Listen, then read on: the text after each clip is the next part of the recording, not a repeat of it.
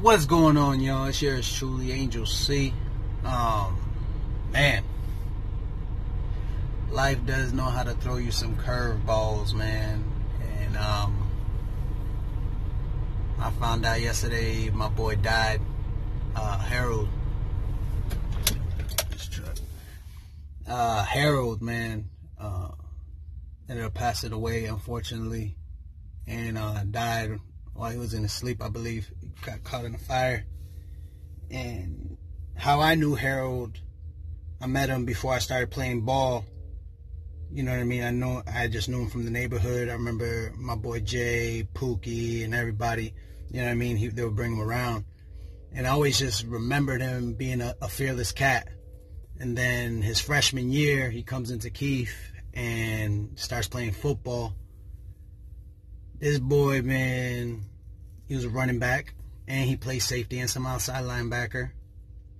And what I remember from Harold being real fearless, man, had no freaking problem, you know, no matter how scared he was still fearless. He'd always show that courage. Like, when it came to hitting sessions, he'd be the first one to line up. Even though he'd know he'd probably get knocked on his ass or whatever, he'd always step up to the fucking plate. When he was called up from freshman all the way to varsity to share time with my other boy Brian, he did it. He showed up. And if you ever played the game, you know it takes a lot of fucking heart. Not only he was talented, but he had a lot of heart to go behind it. Because I know a lot of people that are talented, but they don't got no heart. And this man was just like the ultimate teammate, bro. Because, like, in the 5 years I got to play with him, I got to play with him 3 years. In the 18 years total I've been playing, I got to play with him 3 years at Keith, which we faced a lot of adversity all together. We shed a lot of blood, a lot of tears together. And that man never fucking complained. Never fucking hinted at nothing. Always kept a fucking smile on his face. Yeah, I would always remember Harold by his smile, man. Like, no matter what bullshit he's going through, he would put that smile on. And it would bring people up. You know what I mean? Even though he was younger than us, he was still a leader. You know what I mean? A lot of people looked up to him. And it's unfortunate that he had passed the way he did, but we all have our time. We all have our date. And I know we have our own lives that, you know, we get busy and we get focused on this bullshit that goes on in society. And we get distracted and we just forget about people until we hear about them, you know, unfortunately passing away. But the 3 years that I played with him in high school and the 2 years I played with him in semi-pro at the Warriors out of Wayland, bro, the ultimate teammate, bro. That man, we used to call ourselves in high school the heavy hitters. That dude was a heavy hitter. He'll come, he would smack you in the mouth running the ball. He would smack you in the mouth if you had the ball. And he always had everybody's fucking back. Like, I don't remember this man, you know, being disrespectful to anybody. He always stayed in his lane and he always did what he had to do. But if you fucked with his family, you fucked with anybody that surrounded him and that he cared about, he would have your fucking back.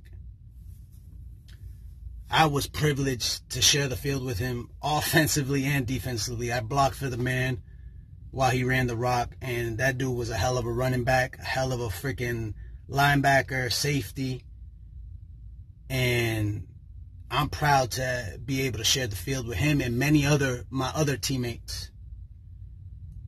I've been fortunate enough to live this life for 30 years so far, and I'm blessed to have what I have. And sometimes we don't appreciate. I don't appreciate or value the things I have because something in here is going on. You know what I mean? We're all going through something. And we all deal with our battles differently. You know I deal with my battles in the past, just alcohol, a lot of smoking, and a lot of other bullshit. I understand that's not a way for me. It was a way for me to escape. And we all have our escape mechanisms. But I want all my other teammates, if you've ever been my teammate, know I have your back, man. And I love you and I care for every single one of you. you guys, and it's not no riff, no bullshit. You could inbox me, call me anytime you freaking want to. Just ask me for my number, and I'm there for you. And I know a lot of people say that shit, but I'm actually there for you, man. I'll definitely ride for you. But Harold is number 30. Hell of a dude. Hell of a fucking guy. I don't know. I didn't chill with him off the field too much, but the 5 years I got to play ball with him, they were, no matter if we had a good season, bad season, that man always kept his vibe. And I admire that. You know what I mean? He didn't show weakness in the face of adversity. And I think we all take a piece of Harold with us each and every single day. And as long as we take a little bit of peace, he's always going to live in our hearts and in our spirit. My condolences go out to his family. May you rest in peace, bro. And we love you. I love you, bro. Peace.